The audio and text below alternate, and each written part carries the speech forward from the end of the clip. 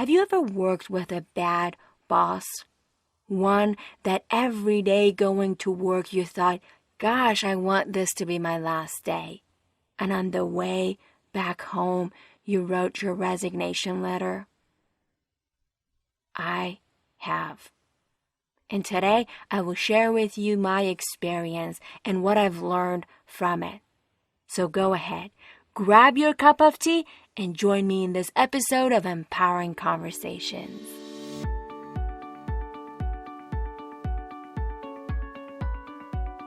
Hello and welcome to the Empowering Conversations podcast, a place to get inspired, challenged, and empowered by stories of immigrants who build their success from zero.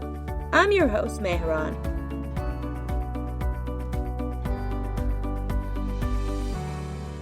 I remember the day vividly. It was December 3rd. I was staying extra to finish an important experiment when I got an email notification titled Promotions. Excited, I ran back to my office and I opened it. In the list, there were names, pictures, and the new titles and contributions of those promoted. My picture wasn't there. I scrolled down the list several times and I wondered whether they didn't have my picture. So I started checking the names. My name was in there also. I wasn't promoted. My heart sank. Tears rolled down my eyes. Emotions overwhelmed me.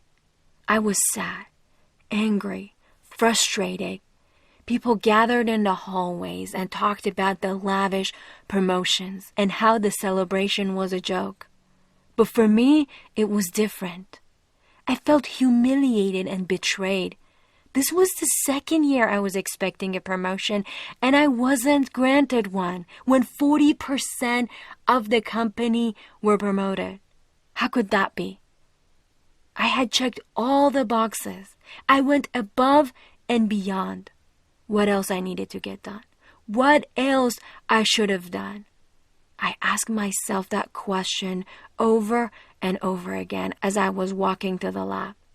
A few friends gave me a hug. They knew I was a hugger. They pat my back and said, "Don't worry. We know you deserved it. Next time, dear." And they crossed their fingers. I appreciated their kind words with a simple thank you. I couldn't say no more. I was fighting back the tears that welled up in my eyes. It was a tough day. I finished my experiment and left using the back door. It was the first time I was using that back door in the 3 years I worked in that company. I had never worked so hard for a promotion. And I had never felt this humiliated. I jumped in the car and I called my husband. Hearing the stress in my voice, he left his meeting and we talked as I drove to pick up our son from his preschool. Because I had to stay longer, the traffic was worse. This gave me extra time to decompress and manage my emotions. It was dark when I parked the car. I wiped my face and took a deep breath and picked up my curious toddler who kept asking me about my red, swollen eyes. I explained what happened as simple as I could. He listened intently, wanting to know why. And then when I finished, he said, "Mommy, when people don't respect you, just walk away. Just walk away," motioning his tiny hands. I laughed at his smart, honest input. That's what my husband suggested as well. But being a fighter, I thought of giving it more time.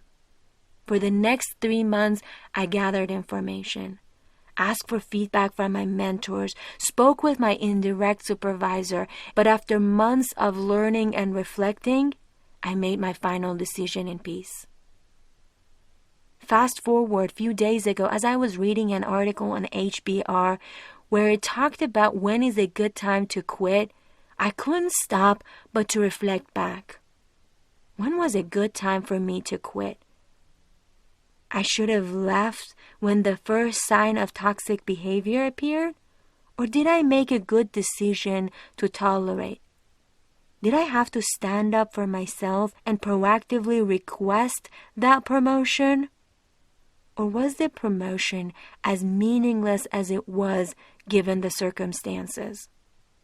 Then I had 2 clients that contacted me and talked about their toxic environment, how this was impacting their performance, and especially given the current situation with how competitive the job market is, they were worried.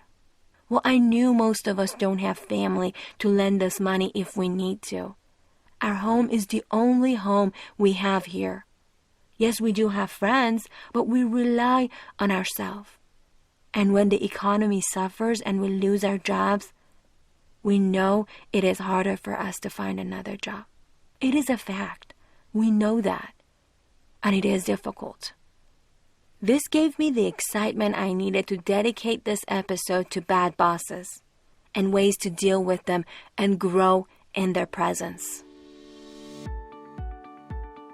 But first, let me describe 3 types of bad bosses: the people pleaser, micromanager, and the narcissist, and ways to manage your relationship with them based on almost 5 years of my coaching experience, as well as my readings from Forbes and Harvard Business Review and other research articles. First, let's get to the people pleaser boss. This group is excessively worried about others' feelings. And no, I don't mean that they have high EQ. They might, but they desperately seek validations from others. And as a result, they avoid any difficult conversation or conflict. Being afraid of upsetting people, they tend to agree with almost everything that is asked of them, even if they know they should say and they really want to say no. As a leader, this is disastrous. These managers overload their team with responsibilities and the constant shift of priorities. They experience a high turnover, which puts an additional burden on those remaining. Most often, the team has to scramble last minute to complete a project. And who knows, maybe that project is canceled last minute because the grand boss changed his mind.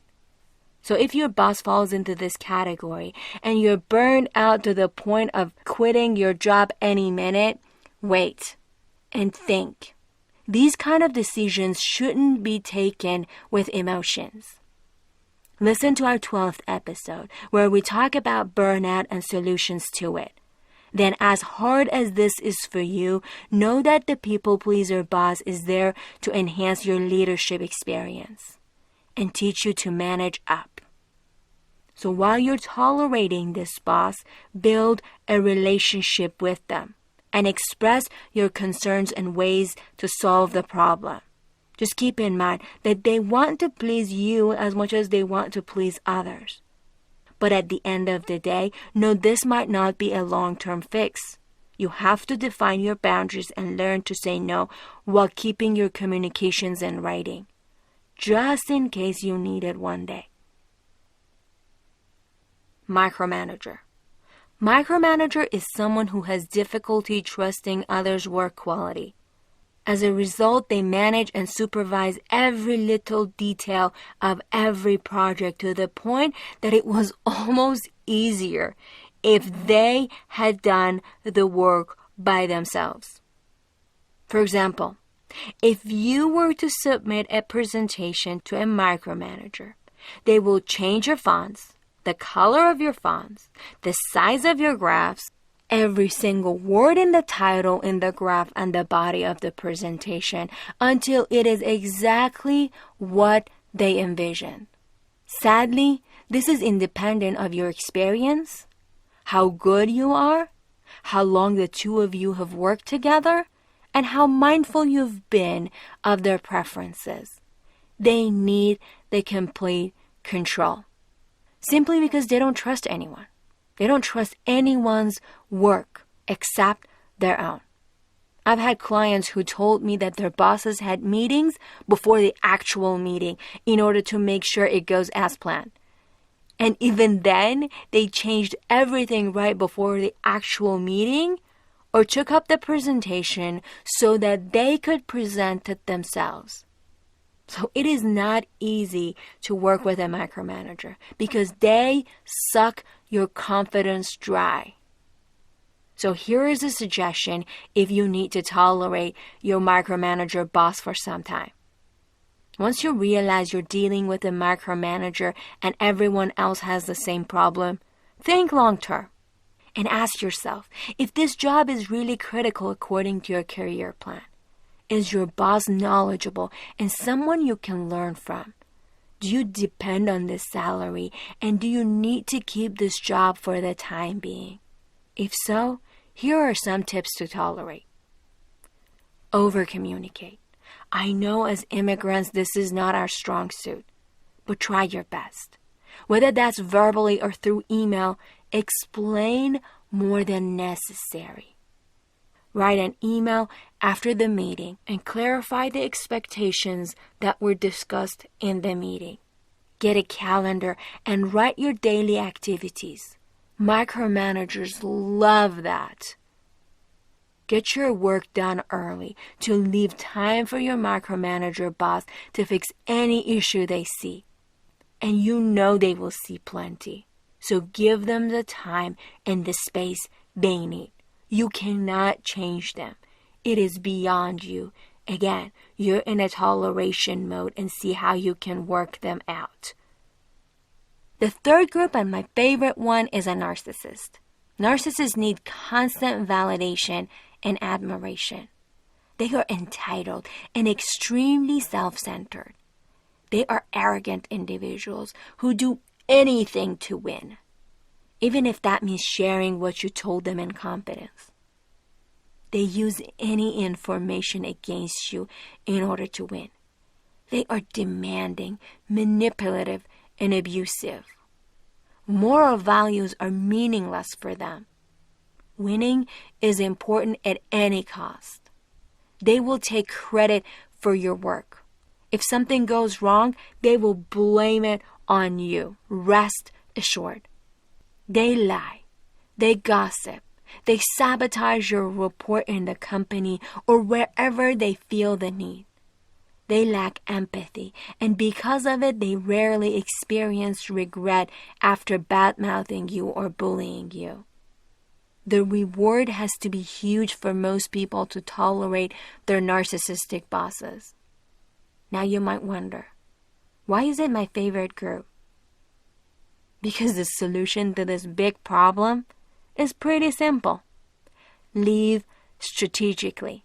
There are very, very, very, very few people who can handle a narcissist. Look at our president and how many left him. But if you absolutely need to tolerate this kind of personality, then the best strategy is keeping your distance and becoming a gray rock. Something that blends in their environment and they don't see it. Something that they don't need to compete against. So no standing up to them. No. Not telling them they are narcissists. No. Instead, praise them lavishly. Keeping communication in writing and reminding yourself that there's nothing wrong with you or there's nothing that you've done in order to deserve what they treat you is essential. Just know something. Probably after you're done working with a narcissist, you probably will need months or years of coaching to be able to be okay afterwards. To summarize, I just shared 3 types of bosses that can make your life miserable: the people pleaser, the micromanager, and the narcissist. I also shared many valuable solutions you can implement to improve your relationship if you absolutely need to. But let's be honest. There are many more prototypes, and we immigrants are conditioned to either create them or tolerate their actions more than those who were born or raised here. For that, the next part of my talk will be on observations I've had when working with immigrants. Hierarchy. For most of us immigrants coming from hierarchical cultures, we accept that the boss has the ultimate power and say. Some researchers believe that the boss becomes like a father figure or godlike to the person that is born and raised with a hierarchical culture. And as a result, whether we have a micromanager, a people pleaser, a narcissist, or any other toxic boss, we learn to stay silent in their mistreatment. And that happens until we are burnt out and ready to explode. So what's the solution? Well, this is in your blueprint. You will need to be gradually unlearning that. Because living in an egalitarian culture where everyone should and deserves to be treated equally and with respect, this is not right. Now, do I mean we live in a perfect world where everyone is treated equally and respectfully? No, I don't. While the toleration helps you stay in a job if you need to, remember, you shouldn't be tolerating this for too long because that will hinder your growth. It will hinder your emotional and financial well-being. And of course, your confidence and your happiness in life. 2. Male dominancy. Male dominancy is a factor that impacts women's growth if they are unaware of it. Women raised in male-dominant cultures internally harbor this sense of self-doubt, especially in their interaction in a workplace. They rarely share their opinions and their findings because most often they feel like an imposter. Someone who really doesn't feel capable internally or talented, but feels like they are fooling everyone else around them in believing that they are. But within, they don't feel it. They don't see it. They don't know it. And that's sad. Whether you're a woman listening or a man who has a working wife or a daughter, this is a problem. But there is a solution. Being exposed to powerful female role models through mentorships or frequent interactions help. Being mindful of the hidden messages we give ourselves and our girls, especially at a young age, helps. The next big thing that impacts both men and women equally is their inability to be a team player or a contributor in an organization. I've seen many immigrants who come from cumulative cultures and they say they enjoy working in a team. But their idea of a team is a place to take advantage of its members and add nothing back to it. Those who have an ability to share their knowledge and help others when needed will have an army of allies if a toxic boss is noticed. So regardless of what type of manager you have to remember that you are part of an organization bigger than your boss. Continue contributing as you're tolerating your boss. Because ultimately, some of those people will fight for you. If you have any doubt, read the book Give and Take by Adam Grant. The researches in that book is going to convince you how giving in a long term is going to be beneficial for you. Another important component that makes my client miserable is their inability to take a calculated risk. Some are culturally more conservative, and as a result, they stay in a toxic environment for far too long. They lose their confidence, and they ruin their reputation. And I have others who move so fast that they miss out on a learning opportunity. So as an immigrant, you have to be aware of what your culture taught you and how you need to balance it in the new culture. To wrap this part of our conversation, here's a summary. There are 4 things to factor in when you're dealing with a bad boss aside from the solutions that I shared with you for each prototype. 1. Be mindful of hierarchical culture. Your boss is not your God or your dad. He or she is a human just like you. 2. Be mindful of your tendency to treat men and women differently because of your upbringing. 3. Be a team player. Be a team player regardless of how your boss is treating you. You need allies, and the team will be your ally when you need them. 4. Know when you need to take a risk and jump out. Going back to the incident on December 3rd, deep down I knew my promotion was tricky. My boss left a month prior to our evaluations, but I was confident and optimistic that his strong recommendation counted. In our last one-on-one, we talked about how I surpassed all the criteria for my role. He told me a few areas of improvement and wished me luck.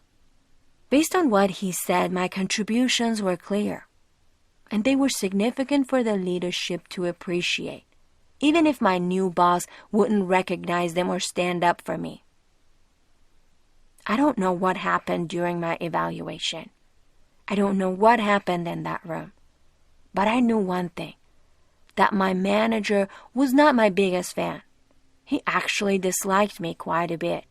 Despite his title, many questioned his analytical skills, scientific knowledge, and his ability to manage and communicate respectfully with the team members, especially with female scientists.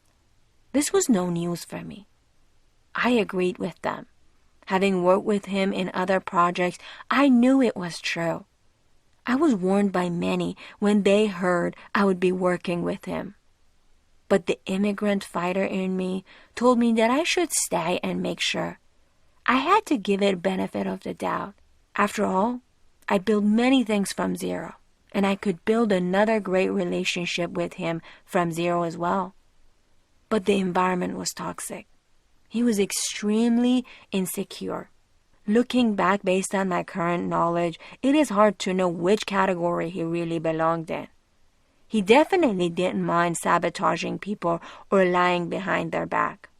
But it's hard to tell which type he was. All I say that we were not a good fit for one another. My friends were right. My husband was right. My son was right.